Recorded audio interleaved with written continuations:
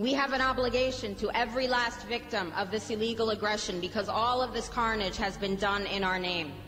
Since World War II, 90% of the casualties of war are unarmed civilians, a third of them children. Our victims have done nothing to us. From Palestine to Afghanistan to Iraq to Somalia to wherever our next target may be, their murders are not collateral damage. They are the nature of modern warfare.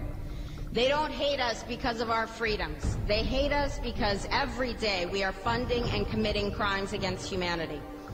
The so-called war on terror is a cover for our military aggression to gain control of the resources of Western Asia.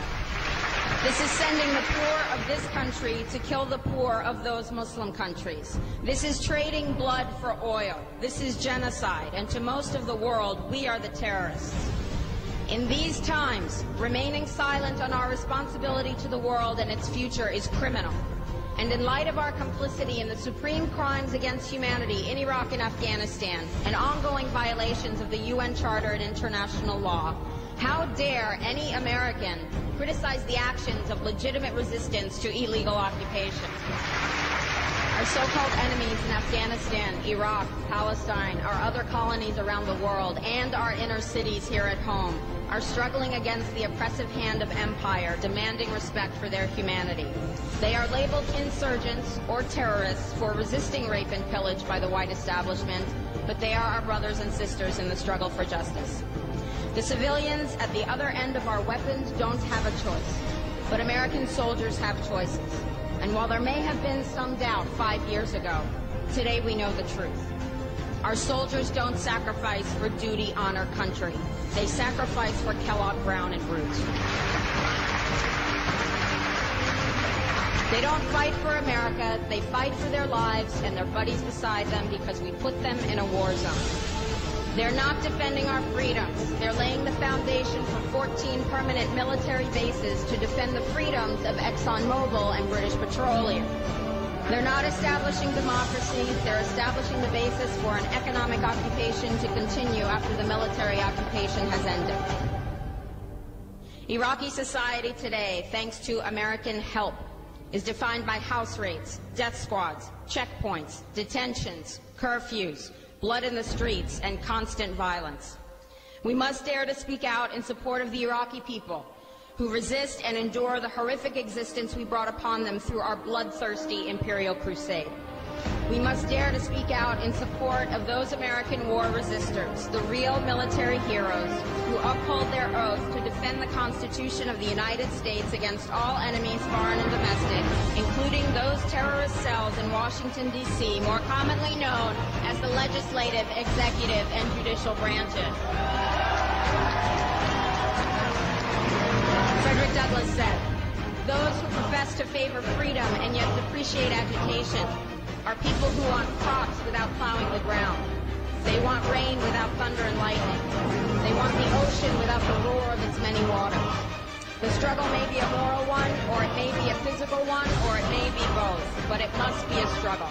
Power concedes nothing without a demand. It never has, and it never will. Every one of us must keep demanding, keep fighting, keep thundering, keep plowing, keep speaking, keep struggling until justice is served. No justice, no peace. No justice, no peace.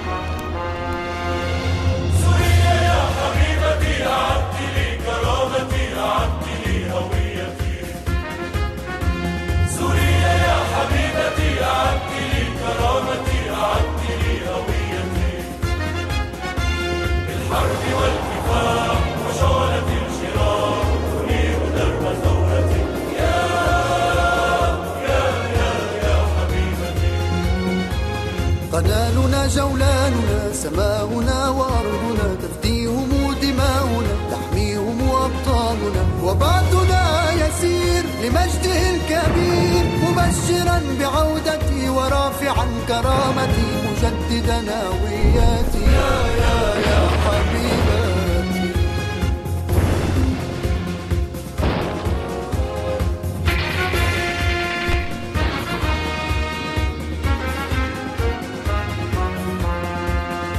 لم ينتهي المشوار يا عروبة حتى تعود أرضنا السليبة، ففي الخيام طفلة المصيبة تنادي يا سورية الحبيبة.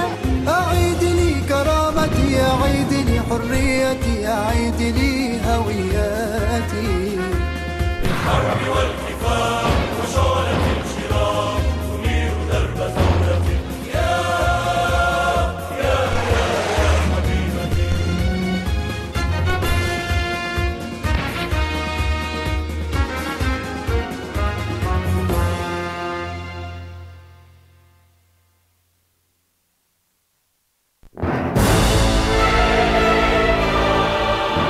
حين قلت لهم أنا دمشق لم يصدقوني.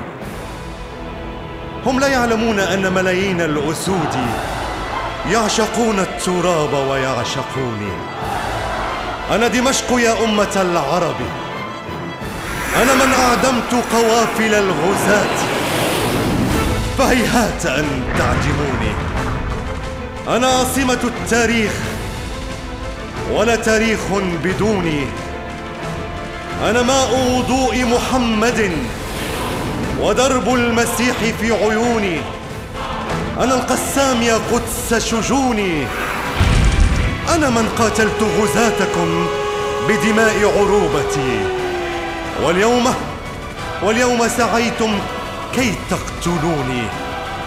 أنا دمشق أيها الجبناء، قد تسقطون الشمس ولكن هيهات أن تسقطوني.